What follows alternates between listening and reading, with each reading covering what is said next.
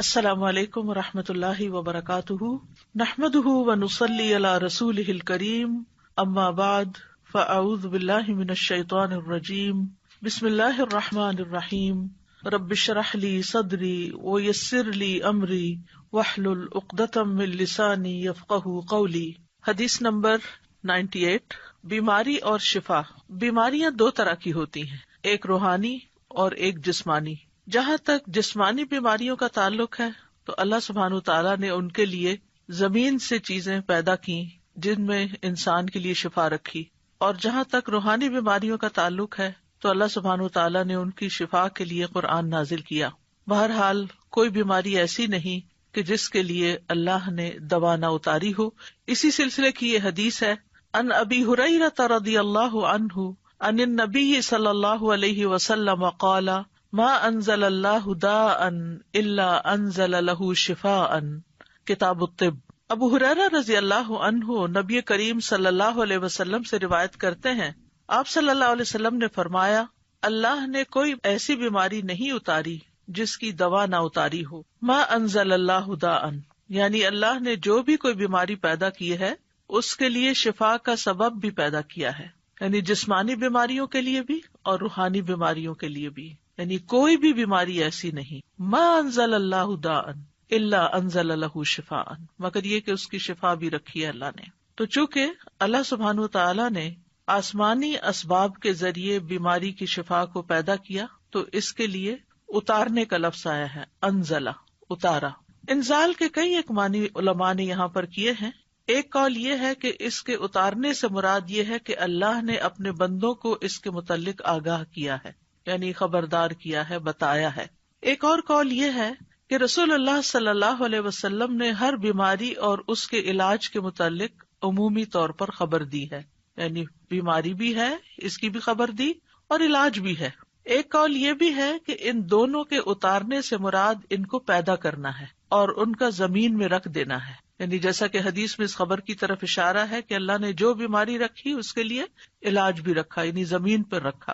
اور ایک اور قول یہ ہے کہ ان دونوں کے اتارنے سے ان کا فرشتوں کے ذریعے اتارنا مراد ہے، وہ فرشتے جو انسانی مخلوق کے نظام کے ساتھ مقرر کیے گئے ہیں، تو بیماری اور اس کا علاج فرشتوں کے ساتھ نازل کیا جاتا ہے۔ اور ایک قول یہ بھی ہے کہ اکثر بیماریاں اور ان کے علاج بارشوں کے اتارنے کے ذریعے سے ہوتے ہیں، جن سے غذائیں اور دوائیں اور دیگر چیزیں پیدا ہوتی ہیں، یعنی بارش اترتی ہے تو زمین بہت کچھ اگاتی ہے، تو پھر اس میں بعض اوقات کچھ زمینیں ایسی ہوتی ہیں یا کوڑے کے ڈھیر ایسے ہوتے ہیں کہ جن پہ بارش پڑتی ہے تو وہاں سے جراثیم پیدا ہو کر بھی فضا میں پھیلتے ہیں، وہ بھی بیماریوں کا سبب بنتے ہیں۔ اسی طرح اچھی زمینوں پر جب بارش پڑتی ہے تو اچھی غذائیں پیدا ہوتی ہیں جو بندوں کو صحت مند رکھنے میں کام آتی ہیں، اور انہی میں پھر جنگلوں کے اندر ایسی جڑی بوٹیاں پیدا ہوتی ہیں کہ جن سے علاج کیا جاتا ہے۔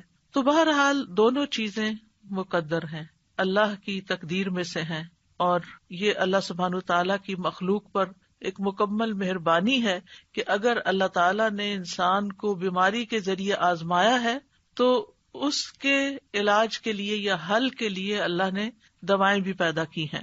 جیسے انسان اگر گناہ کے ذریعے آزمایا جاتا ہے، یعنی نفس کے کسی شر کی وجہ سے یا شیطان کی وجہ سے وہ آزمائش میں ہے، تو اللہ سبحانہ وتعالیٰ نے ایسے اعمال بھی بتائے ہیں کہ جو گناہوں کو مٹانے کا سبب بنتے ہیں، جیسے استغفار وغیرہ ہے۔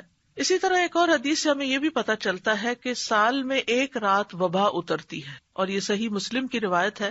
نبی صلی اللہ علیہ وسلم نے فرمایا کہ برتن ڈھانپ دیا کرو اور مشکیزوں کے منہ باندھ دیا کرو، کیونکہ سال میں ایک رات ایسی بھی آتی ہے جس میں وبائیں اترتی ہیں اللہ کے اذن کے ساتھ، اور وہ ایسے برتن پر جسے ڈھانپا نہ گیا ہو یا وہ مشکیزہ جس کا منہ نہ باندھا گیا ہو اس پر سے گزرتی ہیں تو اس میں وہ داخل ہو جاتی ہیں۔ مثلاً پینے کی کوئی چیز رکھی ہوئی ہے، رات بھر ننگی رہی ہے اور اس میں وہ وبا داخل ہو چکی ہے، بیماری داخل ہو چکی ہے، اور صبح ہم اٹھتے ہیں اور بغیر بسم اللہ پڑھے اس کو پی جاتے ہیں تو بیماری جسم کے اندر چلی جاتی۔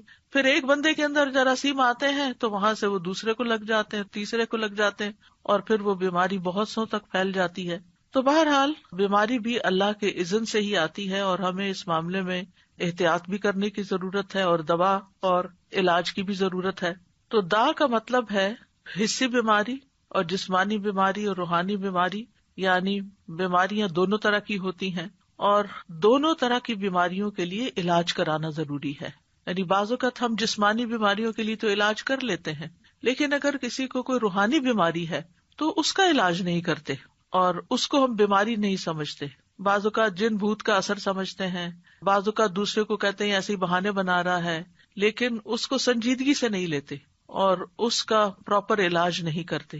اسی طرح یہ ہے کہ انسان کا دل بھی بیمار ہوتا ہے، یعنی جو روحانی بیماریاں ہیں یا قلبی بیماریاں ہیں ان میں انسان کا دل بھی بیمار ہوتا ہے، اور دل کی بیماری دل کا ٹیڑھا ہونا ہے، اور اس کو اللہ کے دین کی طرف لانا ہی اس کو معتدل کرنا ہے اور اس کا علاج ہے.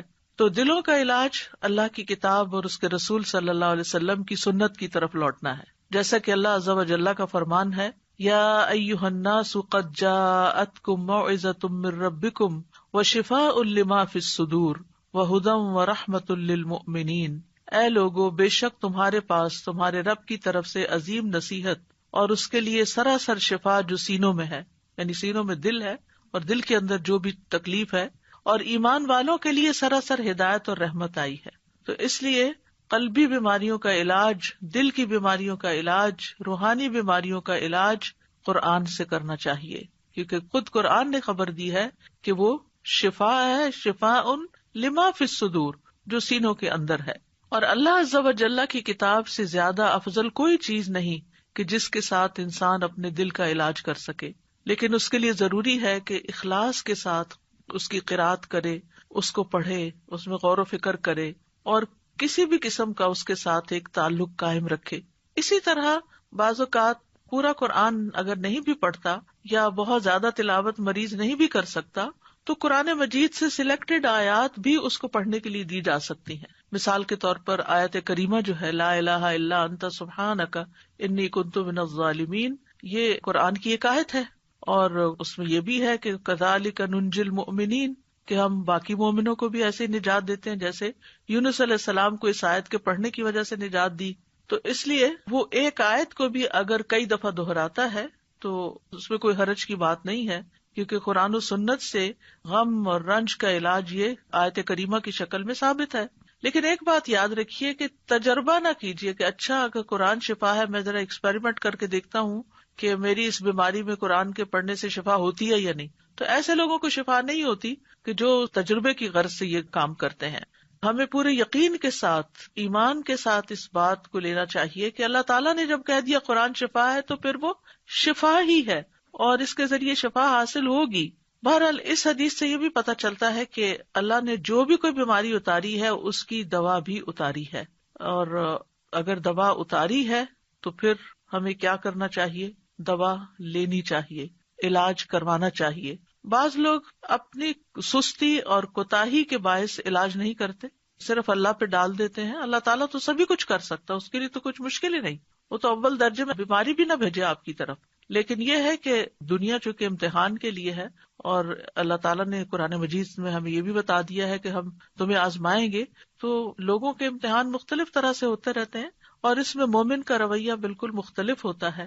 مومن کے لیے بیماری اگرچہ ایک آزمائش ہوتی ہے، تکلیف ہوتی ہے، لیکن اس کے سبب اس کے گناہ دھلتے رہتے ہیں. ہر پین کے بدلے، ہر تکلیف، ہر پریشانی جو جسم پر انسان کی آتی ہے، آفت، اس کے بدلے اس کے گناہ دھلتے ہیں. پھر اسی طرح یہ ہے کہ جب وہ اس پر صبر کرتا ہے تو اس صبر کا اس کو اجر ملتا ہے. ایک اور خیر آ گئی، اور یہ خاص لوگوں کی علامت ہوتی ہے. یعنی عام لوگوں کے گناہ جھڑتے ہیں، خاص لوگوں کو صبر کا اجر ملتا ہے، اور خاص الخاص لوگ جو ہیں وہ اللہ کی قضا پہ رضا بھی رکھتے ہیں. یعنی راضی بالقضا جب ہوتے ہیں تو ان کا اجر کئی گنا زیادہ بڑھ جاتا ہے. تو اس طرح مومن کے لیے ایک بیماری جو ہے وہ ایک رحمت کا باعث بن جاتی. وہ آزمائش تو ہے ہی، لیکن اس آزمائش کے اندر بھی ایک رحمت ہوتی. لیکن اس راضی بالقضا ہونے کا مطلب یہ نہیں کہ انسان علاج ہی نہ کرائے، علاج ضرور کروائے، کیونکہ نبی صلی اللہ علیہ وسلم نے فرمایا اللہ کے بندو علاج کیا کرو، کیونکہ اللہ عز و جل نے جو بیماری بھی اتاری ہے اس کے ساتھ اس کی شفا بھی نازل کی ہے، سوائے موت اور بڑھاپے کے. موت کا کوئی علاج نہیں اور بڑھاپے کا کوئی علاج نہیں، کیونکہ اس میں انسان کی اعضاء کمزور ہو چکے ہوتے ہیں تو کوئی چیز ان کے اندر پھر سے جوانی بھر نہیں سکتی. لیکن اس میں بھی انسان کو حت البسا ساتھ ساتھ اپنی کمزوریوں اور بیماریوں کا علاج کرتے رہنا چاہیے، اور اس میں انسان کو مایوس نہیں ہونا چاہیے. اسی طرح ایک اور حدیث سے ہمیں پتہ چلتا ہے، مسند احمد کی حدیث ہے، رسول اللہ صلی اللہ علیہ وسلم نے فرمایا، بے شک اللہ عز و جل نے جب بیماری کو پیدا کیا تو اس کا علاج بھی پیدا کیا، بس اس لیے علاج کیا کرو۔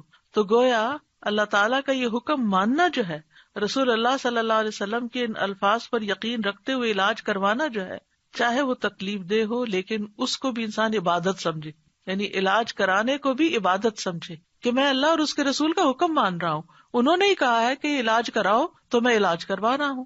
اب اس علاج میں جب اس کا کچھ مال خرچ ہوتا ہے یا وہ علاج کی تکلیف سے گزرتا ہے، کیونکہ بعض علاج جو ہیں وہ سرجری ہوتے ہیں، بعض علاج جو ہے وہ پینفل پروسیس سے گزرتا ہے انسان اس میں، تو وہ بھی سراسر انسان کے لیے عبادت اور اجر کا باعث بن جاتے ہیں۔ اسامہ بن شریک کہتے ہیں، میں نبی صلی اللہ علیہ وسلم کی خدمت میں پہنچا تو دیکھا کہ آپ کے صحابہ آپ کی مجلس میں ایسے بیٹھے تھے گویا ان کے سروں پر پرندے ہوں، یعنی بہت باادب اور پرسکون طریقے سے۔ چنانچہ میں نے سلام کیا اور بیٹھ گیا۔ ادھر ادھر سے بدوی لوگ آئے، بدو جو دیہاتوں میں رہنے والے تھے، اور انہوں نے پوچھا، اللہ کے رسول کیا ہم علاج کر لیا کریں، یعنی کوئی بیماری ہو تو علاج کریں؟ آپ نے فرمایا، دوا استعمال کیا کرو، بلا شبہ اللہ عز و جل نے کوئی بیماری پیدا نہیں کی مگر اس کی دوا بھی پیدا کی ہے، سوائے ایک بیماری کے، یعنی بڑھاپا۔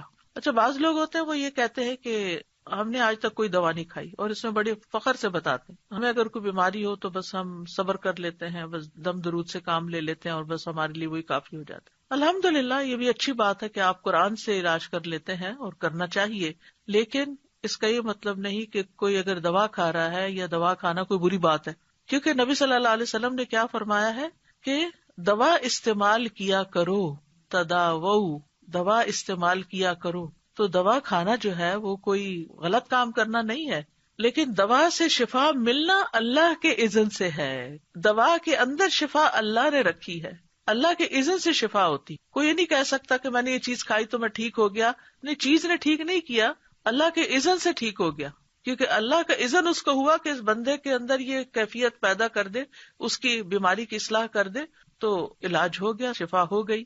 پھر اسی طرح آپ صلی اللہ علیہ وسلم نے فرمایا، علاج کروانا تقدیر کا حصہ ہے، اگر بیماری تقدیر سے ہے تو علاج بھی تقدیر سے ہے، اور یقیناً علاج اللہ تعالیٰ کے حکم سے ہی فائدہ دیتا ہے، علاج اللہ تعالیٰ کے حکم سے ہی فائدہ دیتا ہے۔ تو علاج کروانے کے کچھ اصول ہمارے دین نے ہمیں بتائے ہیں۔ نمبر 1 یہ کہ اللہ کو شافی مانا جائے، یعنی یہ یقین رکھا جائے کہ اللہ ہی شفا دیتا ہے۔ سورۃ الشعراء میں آتا ہے، وَإِذَا مَرِضْتُ فَهُوَ يَشْفِينِ، اور جب میں بیمار ہوتا ہوں تو وہی مجھے شفا دیتا ہے، شفا اللہ ہی کے ہاتھ میں ہے۔ حضرت عائشہ کہتی ہیں کہ رسول اللہ صلی اللہ علیہ وسلم دم کیا کرتے تھے اور یہ دعا پڑھتے تھے، امسح البأس رب الناس بیدک الشفاء لا یکشف الکرب الا انت، اے لوگوں کے رب تکلیف کو دور کر دے، شفا تو تیرے ہی ہاتھ میں ہے، تیرے سوا اس کو دور کرنے والا اور کوئی نہیں۔ پھر اسی طرح ایک روایت میں آتا ہے کہ اللہ ہی طبیب ہے۔ ابو رمثا سے مروی ہے، وہ کہتے ہیں کہ میرے والد نے رسول اللہ صلی اللہ علیہ وسلم سے عرض کیا کہ مجھے آپ اپنی وہ چیز دکھائیں جو آپ کی پشت پر ہے، یعنی وہ جو مہر نبوت تھی، کیونکہ میں طبیب ہوں۔ آپ نے فرمایا، طبیب تو اللہ ہے، بلکہ تو رفیق آدمی ہے، یعنی نرمی کرنے والا ہے، مریض کو تسکین دینے والا، دلاسا دینے والا ہے، اور بیماری کا اصل طبیب تو اللہ ہی ہے، شافی تو وہی ہے جس نے اسے پیدا کیا۔ حضرت ایوب علیہ السلام کی مثال ہمارے سامنے ہے کہ جب ان کی بیماری کو ایک طویل عرصہ گزر گیا تو بھی وہ مایوس نہیں ہوئے، دعا کرنے لگے، وَأَيُّوبَ إِذْ نَادَى رَبَّهُ أَنِّي مَسَّنِيَ الضُّرُّ وَأَنْتَ أَرْحَمُ الرَّاحِمِينَ فَاسْتَجَبْنَا لَهُ فَكَشَفْنَا مَا بِهِ مِنْ ضُرٍّ وَآتَيْنَاهُ أَهْلَهُ وَمِثْلَهُمْ مَعَهُمْ رَحْمَةً مِّنْ عِنْدِنَا وَذِكْرَىٰ لِلْعَابِدِينَ۔ اور ایوب جب اس نے اپنے رب کو پکارا کہ بے شک مجھے تکلیف پہنچی ہے اور تو رحم کرنے والوں میں سب سے زیادہ رحم کرنے والا ہے، تو ہم نے اس کی دعا قبول کر لی، پس اسے جو بھی تکلیف تھی دور کر دی، اور اسے اس کے گھر والے اور ان کے ساتھ ان کی مثل اور عطا کر دیے، اپنے پاس سے رحمت کے لیے اور ان لوگوں کی یاد دہانی کے لیے جو عبادت کرنے والے ہیں۔ تو یہاں پر وہ کہتے ہیں وَأَنْتَ أَرْحَمُ الرَّاحِمِينَ، اللہ آپ ہی سب سے بڑھ کر رحم کرنے والے ہیں۔ تو ہم نے ان کی دعا سن لی اور ان کی تکلیف دور کر دی۔ دوسری چیز یہ کہ اللہ کی کتاب سے علاج کرنا چاہیے۔ سورۃ بنی اسرائیل میں آتا ہے، وَنُنَزِّلُ مِنَ الْقُرْآنِ مَا هُوَ شِفَاءٌ وَرَحْمَةٌ لِّلْمُؤْمِنِينَ، اور ہم قرآن کے ذریعے سے وہ چیز نازل کرتے ہیں جو مومنوں کے لیے شفا اور رحمت ہے۔ حضرت عائشہ سے مروی ہے کہ رسول اللہ صلی اللہ علیہ وسلم ایک مرتبہ ان کے پاس تشریف لائے تو ایک عورت عائشہ رضی اللہ عنہا کا علاج کر رہی تھی یا آپ کو دم کر رہی تھی، تو آپ نے فرمایا کتاب اللہ کے ساتھ اس کا علاج کرو، یعنی قرآن کے ساتھ کرو، رقیہ کرو اس کو۔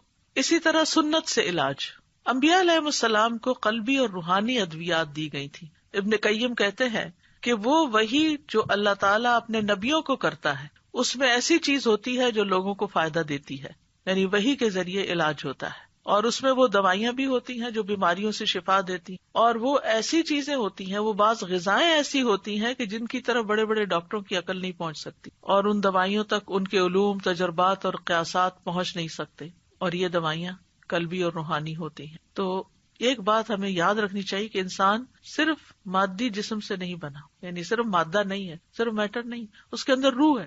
اس لیے اگر آپ صرف دوا سے علاج کریں گے تو وہ کافی نہیں ہے، جب تک کہ آپ اس کی روح کا بھی علاج نہ کریں، خصوصاً روحانی بیماری میں۔ کچھ بیماریاں ایسی ہوتی ہیں نا کہ جو روحانی بیماری ڈومیننٹ ہوتی ہے اور اس کے اثر میں جسمانی بیماری بھی ہوتی ہے، اور کبھی ایسا ہوتا ہے کہ جسمانی بیماری ہوتی ہے اور اس کے اثر سے انسان کی روح بھی بیمار پڑ جاتی، کیونکہ دونوں ایک دوسرے میں گندے ہوئے ہیں، ان سے الگ نہیں ہے۔ ایک کو کوئی تکلیف پہنچے گی تو دوسرا اس سے متاثر ہوگا۔ تو اس لیے بہت ضروری ہے کہ انسان دونوں طرح کے علاج کرے، یعنی ایک طرف دوا کھائے اور دوسری طرف دعا کرے اور دم کرے اور قرآن پڑھے، تاکہ انسان مکمل شفا یاب ہو جائے۔ کیونکہ بندہ جب تک اللہ کے ذکر میں مصروف رہتا ہے تو شیطان کے حملوں سے محفوظ ہوتا ہے اور ایک مضبوط قلعے میں ہوتا ہے۔ تیسری چیز ہے طب نبوی سے علاج۔ تو اب اگر طبیب اللہ ہی ہے تو پھر ہمیں کیا طب نبوی سے علاج کرنا چاہیے، اور طب نبوی کیا ہے، اور کیا کوئی انسان طبیب کہلا سکتا ہے؟ انسان طبیب کہلا سکتا ہے، لیکن اللہ الطبیب ہے، یعنی جیسے انسان کو بھی کریم کہہ سکتے ہیں لیکن اللہ الکریم ہے۔ تو طب نبوی سے علاج میں حجامہ کروانا، پچھنے لگوانا۔ آپ صلی اللہ علیہ وسلم نے فرمایا اگر تمہاری دواؤں میں سے کسی میں بھلائی ہے تو پچھنا لگوانے یا شہد پینے اور آگ سے داغنے میں ہے، اگر وہ مرض کے مطابق ہو، یعنی بیماری کے مطابق پچھنا لگے یا آگ سے داغ لگے۔ اور میں آگ سے داغنے کو پسند نہیں کرتا۔ ایک تو یہ کہ تکلیف دہ علاج ہے بہت، یعنی انسان کو کسی گرم سلاخ سے داغنا یا کسی بھی طرح کی ایسی کوئی چیز لگانا کہ جس میں آگ ہو، تو اس لیے آپ اس کو پسند نہیں کرتے تھے۔ لیکن آخری چارہ کار کے طور پر اگر کوئی بیماری کسی بھی طرح ٹھیک نہ ہوتی تو اس صورت میں ایسا علاج کیا جا سکتا، اور ہو سکتا ہے کہ اسی کے اندر ہی پھر جو الیکٹرک شاکس وغیرہ دیے جاتے ہیں وہ بھی اس میں شامل ہوں، اللہ عالم۔ پھر اسی طرح کلونجی سے علاج، رسول اللہ صلی اللہ علیہ وسلم نے فرمایا کلونجی کے دانوں میں موت کے علاوہ ہر بیماری کے لیے شفا ہے۔ اگر کلونجی کے تیل پر شرعی دم کر کے مریض کے متاثرہ حصوں پر وہ تیل لگایا جائے اور کلونجی کے دانے جو ہیں وہ کھلائے جائیں تو حدیث میں کیا آتا ہے کہ موت کے علاوہ ہر بیماری کا علاج ہے۔ تو اس لیے ہر گھر میں کلونجی کے دانے بھی ہونے چاہیے اور اس کا تیل بھی ہونا چاہیے۔ اور اس میں یہ ہے کہ اگر جیسے آج کل کورونا کی بیماری ہے تو اس میں 2 کام کیے جا سکتے ہیں۔ ایک تو یہ کہ کلونجی کے بیج زبردست جراثیم کش ہیں، ان کی دھونی دینی چاہیے، یعنی گھر کو ڈس انفیکٹنٹ کرنے کے لیے جیسے بخور جلاتے ہیں تو اسی طرح کوئلے کے اوپر تھوڑے سے دانے ڈال کے ان کا دھواں جب نکلنے لگے تو اس کو گھر میں گھما دینا چاہیے۔ اس کے بارے میں یہ بھی کہا گیا ہے کہ یہ شیاطین کو بھگانے کا ذریعہ بھی ہے، یہ دھواں شیطانوں کو بہت تکلیف دیتا ہے تو وہ نکل جاتے ہیں، اور اگر ریپیٹڈلی ہوگا تو گھر سے جراثیم وغیرہ بھی نکلیں گے اور شیاطین بھی نکلیں گے اور انشاءاللہ باذن اللہ شفا ہوگی۔ دوسرا یہ ہے کہ لنگز کی بیماریوں میں اس کی بھاپ جو ہے وہ بہت فائدہ دینے والی چیز ہے۔ اسی طرح سر درد میں ناک کے اندر اس کے قطرے چند ڈالے جائیں دونوں طرف تو میگرین وغیرہ کو بہت فائدہ ہوتا ہے۔ اس کے اوپر تو بہت تفصیلی الگ ایک پورا لیکچر ہو سکتا ہے کہ کلونجی کس طرح استعمال کی جا سکتی ہے اور کس طرح فائدہ، لیکن یہ 2 چیزیں جو میں نے بتائی ہیں کہ اس کی دھونی دی جائے اور اس کی بھاپ لی جائے، یہ غیر مضر ہیں۔ اور چند دانے جیسے چٹکی بھر دانے صبح کے وقت پانی کے ساتھ اگر کھا لیے جائیں، اور اگر صبح نہیں یاد رہے تو آپ کے ڈائننگ ٹیبل پر اگر کلونجی رکھی ہوئی ہے تو کھانے کے اوپر بازو کے جیسے آپ نمک چھڑکتے ہیں تو چٹکی بھر دانے، یعنی بہت زیادہ مقدار میں نہیں، کیونکہ پھر ایسا نہ ہو کہ اس کا کوئی ری ایکشن ہو۔ اسی طرح یہ کہ اگر گلے میں خراش وغیرہ ہے تو کلونجی کا تیل اگر رکھا ہوا ہے تو چند قطرے زبان پہ ٹپکا کے آہستہ آہستہ گلے سے گزارے جائیں. تو یہ چونکہ جراثیم کش ہے تو گلے کے اندر کے جراثیم، اسی طرح ناک کے اندر کے جراثیم، کیونکہ گلے کی بیماریوں میں بھی ناک میں ڈالنا سب سے زیادہ مفید ہے. اگر تھوڑا سا کڑوا لگتا ہے، تکلیف سے محسوس ہوتی ہے، لیکن یہ کہ اس میں فوری طور پر انسان کو ریلیف ملتا ہے اور بہت جلد گلے کی بیماریاں وغیرہ جو ہیں یہ ٹھیک ہوتی ہیں. اور اگر پھیپڑوں تک نمونیا وغیرہ ہو گیا ہے تو بارہا اگر بھاپ دی جائے اس کی تو بہت فائدہ مند ہے. وکس وغیرہ جو ہے یعنی کہ ایسی چیز ہے کہ جس کے بخارات پھیپڑوں میں جا کے جم بھی سکتے ہیں، لیکن کلونجی جو ہے وہ مضر نہیں ہے. پھر اسی طرح یہ ہے کہ شہد فائدہ مند ہے. قرآن مجید میں آتا ہے یخرج من بطونها شراب مختلف الوانه فیہ شفاء للناس. اس مکھی میں سے رنگ برنگ کا شربت نکلتا ہے جس میں لوگوں کے لیے شفا ہے. یعنی شہد جو ہے وہ فائدے کی چیز ہے. شہد اگر آپ مہینے میں کم از کم 3 دن خالی پیٹ اس کا چمچ لے لیں صبح یا ایک گھونٹ بھر لیں تو یہ پریونٹیو کیور بھی ہے، یعنی بہت سی بیماریاں لگنے سے انسان محفوظ رہتا ہے. اور اسی طرح نبی صلی اللہ علیہ وسلم پانی میں شہد ملا کر پیا کرتے تھے، ایک بہترین ڈرنک بن جاتا ہے. لیکن بہت ابلتے پانی میں اس کی پراپرٹیز ضائع ہو جاتی ہیں، اس لیے گرم پانی کی بجائے اگر ٹھنڈے پانی میں استعمال کیا جائے تو بہتر ہے. اور خصوصاً اگر موسم ٹھنڈا نہ ہو تو پھر روم ٹیمپریچر پر جو پانی ہے اسی کے اندر شہد ملا کر پینا زیادہ فائدہ مند ہے. پھر آب زمزم، رسول اللہ صلی اللہ علیہ وسلم نے فرمایا زمزم کا پانی اس مقصد کے لیے ہے جس کے لیے وہ پیا جائے. اگر آپ شفا کی نیت سے پیئیں گے تو شفا ہے، غذا کی نیت سے پیئیں گے تو غذا ہے، پیاس بجھانے کی نیت سے پیئیں گے تو پیاس بجھے گی انشاءاللہ. پھر اسی طرح عود ہندی یعنی جس سے کست الہندی کہتے ہیں اس میں بھی شفا ہے. صحیح بخاری کی روایت ہے، ام قیس رضی اللہ عنہا سے مروی ہے، وہ کہتی ہیں کہ میں اپنے ایک لڑکے کو لے کر رسول اللہ صلی اللہ علیہ وسلم کی خدمت میں حاضر ہوئی. میں نے اس کا حلق دبایا تھا چونکہ اس کو گلے کی بیماری ہو گئی تھی. تو آپ نے فرمایا تم اپنے بچوں کو انگلی سے حلق دبا کر کیوں تکلیف دیتی ہو؟ ہمارے یہاں بھی جو ٹریڈیشنل میتھڈ ہے گلے چڑھانے کا، اس میں نمک یا اسی طرح کی کسی چیز کے ساتھ انگلی کے ساتھ گلے اوپر کو اٹھا کے دبا دیتے ہیں ان کا انفیکشن دور کرنے کے لیے. تو آپ صلی اللہ علیہ وسلم نے اسے منع کیا اور فرمایا یہ عود ہندی لو، اس میں 7 بیماریوں کی شفا ہے. سبحان اللہ.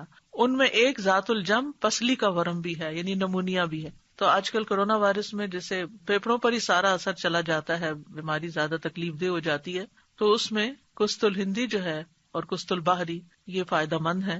اگر حلق کی بیماری ہو تو اس کو ناک میں ڈالو، اور اگر ذات الجنب ہو یعنی نمونیا ہو، ذات الجنب عربی میں کہتے ہیں اس کو، تو حلق میں ڈالو یعنی اس کو پیو.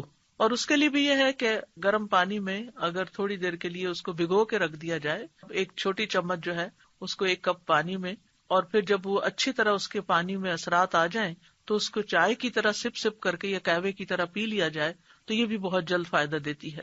جہاں یہ مسنون علاج ہے، طب نبوی ہے، یعنی علاج کرنے کا کہا گیا ہے، وہاں یہ ہے کہ ممنوع علاج سے بھی بچنا چاہیے. اور ممنوع علاج کیا ہے؟ غیر شرعی اور شرکیہ طریقے سے علاج، یعنی شرکیہ دم یا تعویذ وغیرہ. عبداللہ بن مسعود اپنی بیوی کے پاس داخل ہوئے تو دیکھا کہ اس نے خسرہ کی بیماری کی وجہ سے تعویذ پہنا ہوا تھا. ان کی وائف نے تعویذ لٹکایا ہوا تھا خسرہ کی بیماری سے نکلنے کے لیے. تو آپ نے اسے سختی سے کاٹ دیا اور کہا بے شک عبداللہ کی آل شرک سے بیزار ہے. اور کہا ہم نے رسول اللہ صلی اللہ علیہ وسلم سے یہ بات بھی یاد کی ہے کہ بلا شبہ جھاڑ پھونک، تعویذ اور حب کے اعمال شرک ہیں. یہاں پر اس کا یہ مطلب نہیں کہ دم کرنا منع ہے یا رقیہ منع ہے، شرکیہ جھاڑ پھونک منع ہے. یعنی ان الرقا والتمائم والطولہ شرکن، یعنی اس سے مراد وہ کلمات ہیں جو حرام ہیں، لیکن دوسری طرف جائز اور شرعی دم بھی ہیں. عوف بن مالک کہتے ہیں ہم زمانے جاہلیت میں دم کیا کرتے تھے. ہم نے عرض کیا اللہ کے رسول اس کے بارے میں آپ کا کیا خیال ہے؟ آپ نے فرمایا اپنے دم کے کلمات میرے سامنے پیش کرو، دم میں کوئی حرج نہیں جب تک اس میں شرک نہ ہو. اچھا، یہ جو بات ہے نا کہ لا بأس بالرقى ما لم يكن فيه شرک، اب یہ قرآن کی آیات تو نہیں تھی نا دور جاہلیت میں. تو آپ نے پوچھا کہ مجھے دکھاؤ کہ کون سا دم کرتے تھے، بتاؤ مجھے. آپ نے فرمایا کہ اگر شرکی الفاظ نہیں تو دم ٹھیک ہے. اس سے ایک بڑی اہم بات پتہ چلتی ہے. بعض لوگ اس بات میں بہت فس کریٹ کر دیتے ہیں کہ یہ کوئی مسنون طریقہ نہیں دم کا، اور آپ کو یہ کس نے کہا کہ یہ آیت 10 دفعہ پڑھ کے دم کریں تو ٹھیک ہو جائیں گے. تو آیت پڑھنے میں تو کوئی حرج ہی نہیں ہے. یعنی جیسے کسی کو منزل نام کی کتابچہ بھی ہوتا ہے، یا اسی طرح رقیہ جس میں قرآن کی مختلف آیات اکٹھی کی گئی ہیں، ان کو جب پڑھا جاتا ہے تو لوگ پوچھنا شروع ہو جاتے ہیں یہ کہاں لکھا ہوا ہے کہ یہ آیت بھی پڑھی جائے اور یہ آیت بھی پڑھی جائے. تو اس موقع پر یہ حدیث یاد کر لی جائے کہ اگر کوئی شرکیہ چیز نہیں ہے اور قرآن تو قرآن ہے، اس میں تو سوال ہی پیدا نہیں ہوتا، لیکن عام جب ہم دعائیں کرتے ہیں تو ان میں بھی اگر کوئی شرکیہ طریقہ نہیں ہے تو وہ دعا بھی فائدہ دے گی انشاءاللہ، اور مسنون دم بھی اور قرآن پاک کی آیات پڑھ کر دم کرنا وہ بھی فائدہ دے گا. بعض لوگوں کو اللہ سبحانہ تعالیٰ نے بہت حکمت دی ہوتی ہے اور وہ قرآن کی آیات سے ایسے میننگ نکال لیتے ہیں کہ جس سے واقعی لوگوں کو فائدہ بھی پہنچتا ہے. اس میں ایک ویب سائٹ ہے رقیہ ان لنڈن، اس ویب سائٹ پر مختلف طرح کے دم ریکارڈ کیے گئے ہیں جو کہ کافی مفید ہیں. مثال کے طور پر اگر کسی کے پاؤں میں کوئی تکلیف ہے تو انہوں نے کیا کیا ہے کہ پاؤں سے متعلق جو آیات ہیں ان کو اکٹھا کر کے ان کو ایک رقیہ بنا دیا. اسی طرح اگر دل میں کوئی تکلیف ہے تو دل کی آیات، یا اسی طرح اور جن اعضاء سے متعلق کوئی تکلیف ہے تو اس سے ملتے جلتے آیات جو ہیں وہ اکٹھی کر کے ان کا رقیہ بنا دیا گیا. تو اس میں کوئی حرج کی بات نہیں ہے، اس میں کوئی لڑائی جھگڑے اور بحث مباحثے کی بات نہیں ہے کہ کیا نبی صلی اللہ علیہ وسلم ایسا کیا کرتے تھے. نبی صلی اللہ علیہ وسلم نے ہر چیز نہیں کی، کیونکہ آپ نے اصول دے دیے ہمیں. کچھ چیزیں تو آپ نے کی ہیں، وہ تو ہمارے لیے بہت ہی اوتھینٹک اور یقینی چیزیں ہیں، لیکن کچھ چیزیں ایسی بھی ہیں کہ جو آپ نے ان کی حدود بتا دی ہیں. جیسے اس حدیث میں حد بتا دی کہ تم میرے سامنے اپنے دم کے کلمات پیش کرو، یعنی وہ دم جو دور جاہلیت میں تم کرتے تھے، اگر وہ فائدہ مند تھا تمہارے لیے تو آج بھی اس کو استعمال کر سکتے ہو. فرمایا کہ دم میں کوئی حرج نہیں جب تک اس میں شرک نہ ہو. تو اگر شرک پر مبنی ہو یا ایسے الفاظ پر جو سمجھ نہ آ رہے ہوں، بعض لوگ تعویذ لکھے ہوئے ہوتے ہیں اور اس میں ایسے ایسے لفظ لکھے ہوتے ہیں کہ جو سمجھ ہی نہیں آتے، یا نمبرز لکھے ہوئے ہوتے ہیں، تو وہ استعمال نہیں کرنے چاہیے، کیونکہ ان کا نہیں پتا کہ اس میں شیطانوں کو پکارا گیا ہے یا نعوذ باللہ اللہ کے ساتھ کسی اور الہ کو پکارا گیا ہے. تو ایسی چیزوں سے انسان کو دور رہنا چاہیے. جہاں تک قرآن اور اذکار اور جائز دعاؤں کے ساتھ دم کرنا ہے تو ان میں کوئی حرج کی بات نہیں ہے. اور اسی طرح اللہ کے کلام، یعنی پچھلی ایک حدیث میں عبداللہ بن مسعود والی میں نے کہ جھاڑ پھونک منع ہے، لیکن اللہ کے کلام کے ساتھ پھونک مار کر دم کرنا جائز ہے. مثلاً سورۃ فاتحہ پڑھ کر پھونک ماری جا سکتی ہے. رات کو سوتے وقت جب آپ آیت الکرسی پڑھتے ہیں تو چاروں کونوں میں آپ پھونک ماریں، وہ بھی ایک حفاظت کی چیز ہے. اسی طرح نبی صلی اللہ علیہ وسلم اپنے ہاتھوں میں معوذتین اور قل ھو اللہ پڑھ کر دم کرتے تھے، اور رات کو جہاں جہاں تک آپ کا ہاتھ جاتا تھا خود اپنے اوپر دم کرتے تھے اور اپنے آپ کو جھاڑتے تھے. حضرت عائشہ کہتی ہیں کہ نبی صلی اللہ علیہ وسلم اپنی مرض وفات میں خود پر معوذات پڑھ کر دم کرتے تھے. پھر جب آپ زیادہ بیمار ہو گئے تو میں یہ صورتیں پڑھ کر آپ کو دم کرتی تھی، اور برکت کے لیے آپ کا ہی ہاتھ آپ کے جسم پر پھیرتی تھی، یعنی اپنا ہاتھ نہیں پھیرتی تھی، آپ کا ہاتھ پھیرتی. تو اس سے پتہ چلتا ہے کہ ہاتھ پھیر کر جھاڑنا مریض کو اور دم کرنا جو ہے یہ جائز ہے. معمر کہتے ہیں میں نے امام زہری سے پوچھا کہ آپ صلی اللہ علیہ وسلم کس طرح دم کیا کرتے تھے. انہوں نے بتایا آپ دم کر کے اپنے دونوں ہاتھوں پر پھونک مارتے، پھر انہیں اپنے چہرے پر پھیر لیتے، اور پھر اس کے بعد یہ کہ باقی جسم کے اوپر بھی جہاں جہاں تک ہاتھ پہنچتا. تو اس حدیث میں دلیل ہے کہ اللہ کے کلام کے ساتھ دم کرنا اور پھونک مارنا یہ جائز ہے. اور نووی کہتے ہیں کہ اس میں دلیل ہے کہ دم میں لعاب ملی پھونک مارنا مستحب ہے، اس کو جھاڑنا کہتے ہیں، یعنی اس طرح پھونک مارنا کے بیچ میں سے منہ سے ڈراپلیٹس بھی تھوڑی تھوڑی نکلیں. اور حب کے اعمال کیا ہوتے ہیں عبداللہ بن مسعود کی حدیث میں جس سے منع کیا گیا ہے، یہ اصل میں جادو کی ایک قسم ہوتی ہے. اس کے ذریعے سے عورت کو اپنے شوہر کا محبوب بنایا جاتا ہے یا شوہر کو اپنی بیوی کا محبوب بنایا جاتا ہے. تو یہ درست نہیں ہے، یعنی ایسے کوئی کلام لینا یا ایسی چیزیں لینا کہ جس سے اس طرح کی چیز کی جائے کہ شوہر کی ساری توجہ میری طرف ہو جائے، جیسے سوکنے وغیرہ ہوتی ہیں یا اور، تو یہ طریقہ درست نہیں.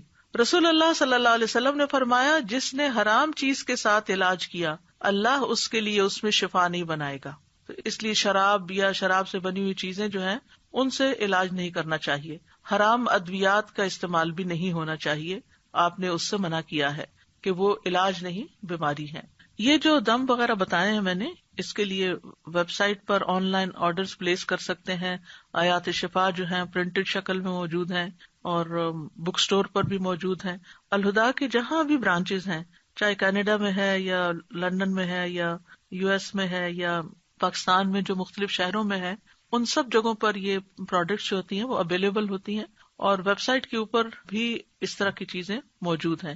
تو جو لوگ آج کل بیماری کے لیے پریشان ہیں، اور ویسے بھی بیماری صرف آج کل ہی تو نہیں آئی، بیماری تو ہمیشہ ہی دنیا میں موجود رہی ہے، تو پریونٹیو میتھڈز بھی استعمال کرنے چاہیے، اور اس کے ساتھ اگر کوئی بیمار ہو جائے تو ان مصنوعی چیزوں سے علاج کرنا چاہیے. اور یہ مصنوعی چیزیں جو ہر گھر میں موجود ہونی چاہیے، کہ تھوڑا سا بھی اگر بیماری کا آغاز ہوا ہے تو فوراً ہی اس کو پکڑ لیا جائے.